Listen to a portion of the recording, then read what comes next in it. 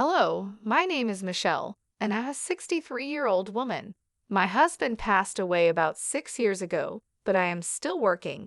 I have 2 kids, and 5 of them live in different states across the country. They each have their own families, and I'm very blessed to have such a big family. One of my kids, Kyle, still lives in our hometown. He went to the community college here, where he met his wife, Julie. I like Julie, but I didn't think my opinion mattered as long as Kyle was happy. They got married soon after and continued their education in their fields. Once they got good jobs and earned enough, they decided to have a child. I was excited to have another grandchild to spoil, but Julie was very strict about when I could visit and how long I could stay. This was understandable when Daniel, their child, was a baby, but it was still the same even when he was 5. I let it go because every family is different. Before I knew it, 15 years had passed. Because of the limited time I had with Daniel, we didn't get very close. However, we both loved books, so I always bought him books when I visited. One day at work, I got a call from Daniel. This was unusual because we rarely talked outside of family gatherings. I tried my best to connect with him like I did with my other grandchildren, but he seemed distant. "Grandma, are you free to talk?" "Yes, honey, any time for you." "Is everything okay?" "No, no." "Why are you crying? Did you get hurt? Is there anybody at home who can help you?" "Mom and Dad are here, but do you need me to call them for you?" "No, I called you because I needed your help." "My help? What can I help you with, darling?" "I need you to save me." "Daniel, what are you talking about?" "Don't laugh, Grandma." "I'm sorry, honey. That was just surprising." "I'm not laughing at you. What's going on?" "I need you to save me from my mom." "Save you from your mom? What do you mean?" "She's not as sweet and nice as she acts. She's really mean to me when no one else is around. I hear someone coming up the stairs. I have to go. Please don't tell them I called. Bye." I was confused and concerned. As far as I knew, Julie was one of the sweetest people. How could Daniel call her mean? I didn't believe him at first. I thought maybe he was just mad at her for something, like getting grounded. Daniel had always been a mischievous child, according to both Julie and Kyle. But something in my gut told me Daniel wasn't joking. I couldn't stop thinking about the call. It was so unlike Daniel. After a few days, I decided to buy a hidden camera. I felt wrong about spying, but I convinced myself I needed to do it because Daniel asked for my help. If I found nothing, I could just remove the camera. But if there was something wrong, I'd have to figure out what to do next. I hoped a long talk would solve any issues. The camera arrived a few days later. I set it up and was glad it had live and recorded footage I could access through an app on my phone. Once I had set up the camera and figured out how it worked, I decided to call my son and ask if I could come over. "Hello, sweetie. How's everything?" "Everything's great, Mom. What about you?" Same old, same old. I was wondering if I could come by your place one day. We haven't met in a long time." "Yes, of course, Mom. How about this Sunday?" "That works, but shouldn't you check with Julie if it's okay? I used to hate it when your dad made plans without asking me." "Julie would be happy to have you over. Don't worry, Mom." "All right then, I'll be there around 6 o'clock. "That works. See you soon. Take care." Even though I was going to Kyle's place with other motives, I was still excited to spend time with my son. I didn't get to see the rest of my family often, so it was nice having one of my children in the same town. The weekend came quickly. I got ready early and decided to bring something over. I went to the grocery store, picked up a nice bottle of wine, and bought a couple of books for Daniel because I knew he loved to read. When I got to my son's house, I was greeted warmly by all 3 of them. Daniel looked at me with so much relief that I got concerned again. He hadn't contacted me since that first phone call, so I had no idea what was going on. I spent the next couple of hours just talking to Kyle and Julie. We had dinner and drank wine. At some point, Daniel went to his room because we were talking about adult things that probably didn't interest him. I excused myself to go talk to Daniel. Julie tried to subtly stop me, but I insisted because I hadn't visited them in a long time, and I wanted to spend time with my grandson. Kyle told Julie to let me go. Once I got to Daniel's room, I shut the door behind me. I walked over to him and handed him the books I got him. We talked for a while about the books since he seemed really excited. I let him ramble on about them and didn't bring up what he had mentioned earlier. I wanted him to talk about it first. We then talked about other things, like what was going on in our lives. While he was telling me about his school and other stuff, he grabbed one of his notebooks and wrote something in it. He showed it to me, and it said, "Mom's listening. Can't talk about anything?" I couldn't tell if he was serious or just paranoid, but I went along with it. We continued our conversation while I wrote my plan in the notebook. I told him I had brought a hidden camera and asked if I could put it in his room. He quickly agreed. I found a good spot to place the camera, giving me a good view of the room. I started the recording and checked my phone to make sure the camera worked. I sat with Daniel a little longer until I told him it was getting late and I should go. I left my scarf behind on purpose so I'd have an excuse to come back if needed. I heard footsteps quickly moving away from the door, which made me wonder if Daniel was right. I hugged Daniel goodbye, went downstairs, said goodbye to Kyle and Julie, and went home. I was tired but checked the camera when I got back. I stayed up for an hour, watching the footage just in case. All that happened was Kyle walked into Daniel's room and asked what we had talked about. Daniel told him, and that was it. I fell asleep eventually and rushed to work the next morning. I only checked the camera when I knew Daniel would be back from school. Again, nothing much happened, and I started to think Daniel might be lying. I decided to give it one more day. If I didn't find anything, I'd go over when neither Kyle nor Julie was home and ask Daniel to give me the camera back. That night, as I watched the footage while reading, I finally found out what Daniel was trying to tell me. I watched Julie enter the room with a stick in her hand, with Kyle following behind her. I quickly unmuted the video. Julie asked Daniel what he did all day and made him describe everything in extreme detail. Whenever he stuttered, she would sharply ask if he was lying. If she thought he was, she made him hold out his palms and hit his knuckles 3 or 5 times with the stick. I watched in growing horror as she hit him more and more often. Daniel was sobbing, and Kyle just stood there watching. I was disappointed and disgusted. I had raised my kids gently and believed that kids are smarter than we think. They can understand when things are explained to them. I didn't understand why Kyle just stood there letting his son get hit for no reason.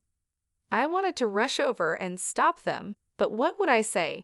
It would be odd for me to show up just a day after my last visit. I remembered I had left my scarf there, which could be an excuse to go back, but I needed it for another day to see Daniel again. I picked up my phone and called Kyle. "Hey, Mom, is everything okay?" "Yes, no worries. I hope I'm not disturbing you." No, Julie and I were just saying goodnight to Daniel." "Ah, all right then. I just wanted to tell you that I think I left my scarf in Daniel's room last night. I remember setting it down and forgot it there. Do you think I could swing by tomorrow and pick it up? Why don't I just bring it over to you now?" "No, I'm too tired and will fall asleep before you get here. I had a long day at work and can barely hold up the phone right now." "All right then, why don't you come by in the evening?" "I can't. I have a game night with friends tomorrow." "Well, Julie and I won't be back until the evening. Why don't you come by the day after?" "I need that scarf for tomorrow. We're having a gathering." "Well, you could come by in the afternoon. Daniel will be home." "Lovely. I'll be there around 3. Good night, Mom." My heart raced as I ended the call. I came up with a lie on the spot. At least my call distracted Kyle and Julie enough for them to talk about what I said instead of focusing on hitting Daniel. Before they left Daniel's room, Julie said Daniel wouldn't get any food until dinner the next day. I was appalled. I wished I didn't believe they would follow through, but I knew they would. The next day, I took off from work and prepared myself for the conversation with Daniel. I was sure he wouldn't want to stay there, but I needed to hear him say it. Before going to Kyle's place, I picked up some food for us. When I got there, Daniel looked like he might faint. He was weak and tired. Julie really had made him go without food. I quickly gave him the food, and he devoured it. I felt so sorry for him and knew I had to make things better. When he finished eating, I spoke to him. "I'm so sorry," I said. "Did you see everything that happened?" "Yes, darling. I'm so sorry for laughing at you earlier. I had no idea." "It's okay. I know Mom seems like the nicest person, but has she always been this way?" "The beating only started recently, but the starving has been going on for a while. I need to understand why Kyle isn't doing anything." "He's too scared of Mom. He just follows her and does everything she says. Everything she wants, she gets." "Oh, honey, I'm so sorry you've been dealing with this for a while. But I'm curious, why didn't you eat anything at school?" "Mom doesn't send me to school on days she doesn't let me eat. I stay home. Mom measures the food in the house, and if even a bit is missing when she gets back, I get punished more. So she's starving you and hurting your education.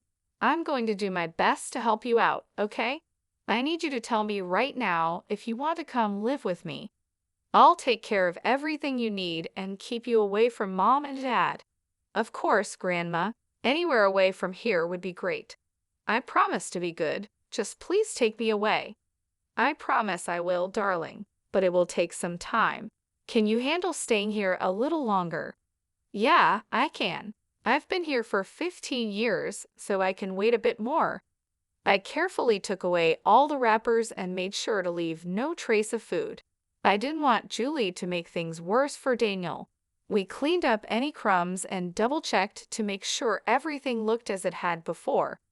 I went home and called Kyle to let him know I had gotten my scarf back and thanked him for being cooperative. Next, I contacted a good friend who worked in family law.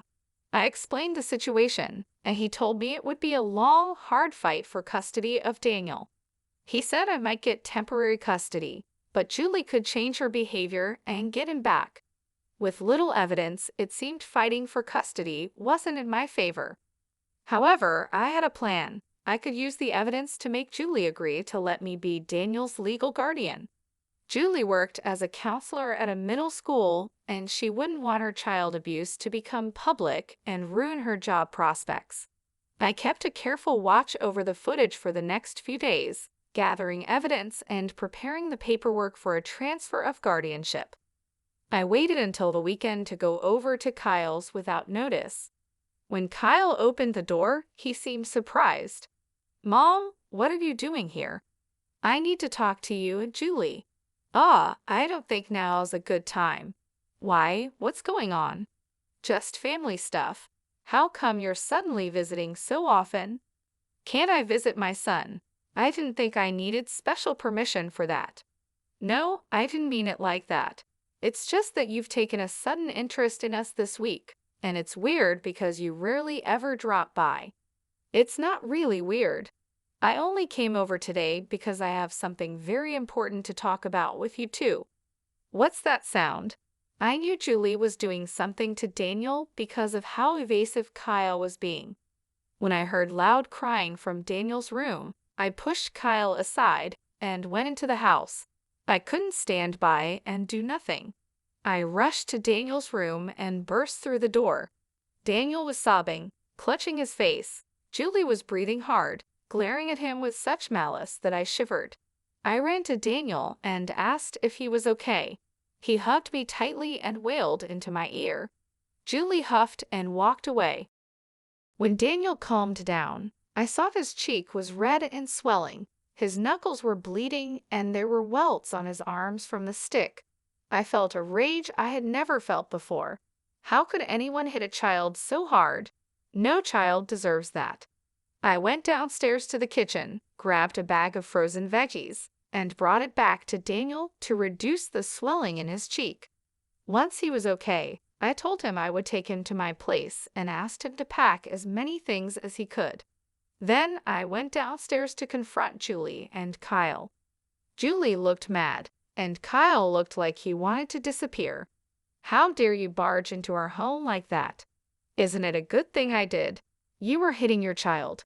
What I do in my family is none of your business. Your child is my grandson, and he is part of my family too. You're hurting him, and I can't let that continue. He may be your grandson, but you don't live with him. You don't know what a brat he is. I'm just disciplining him. Who cares if he's a brat? He's a child, and there are many other ways to discipline a child without hitting them. You, of all people, should know this. I don't believe in that gentle parenting nonsense. Leave me and my family alone. I'm afraid I can't do that. What do you mean? I handed Julie the papers to transfer guardianship rights to me. Both she and Kyle stared at the papers, confused. I explained that they both had to sign, or I would release proof of them hitting Daniel. What do you mean by proof? I set up a hidden camera in Daniel's room last week. I have all the proof I need. Neither of your jobs will appreciate what you've done, especially yours, Julie. If you want to keep any income, I suggest you sign the papers. You were spying on us? That's a gross violation of our privacy. I only acted on information I had. I needed to make sure Daniel was safe. Mom, don't do this to us. Give us another chance. I'll make sure it doesn't happen again. I don't want to hear it. I'm very disappointed in you, Kyle. I raised you to be better than this. You're just as guilty as Julie, if not more. I'm taking Daniel with me, and I expect these papers to be signed. If not, you know what will happen. They didn't put up a fight as Daniel and I left. I took Daniel to get dinner and ice cream, trying my best to comfort him. I gave him a safe space to share his feelings without fear. In the following weeks, I was granted legal guardianship of Daniel. Julie and Kyle claimed they planned to move to a different state and didn't want to disrupt Daniel's education as the reason for transferring guardianship. They did move, which was a big relief for me. Daniel is doing much better now. He's happier, knowing he won't run into his parents for a long time. He's one of the kindest and sweetest kids I know, and he thanks me every day for what I did for him. I intend to keep my promise to always protect him. Thank you for listening.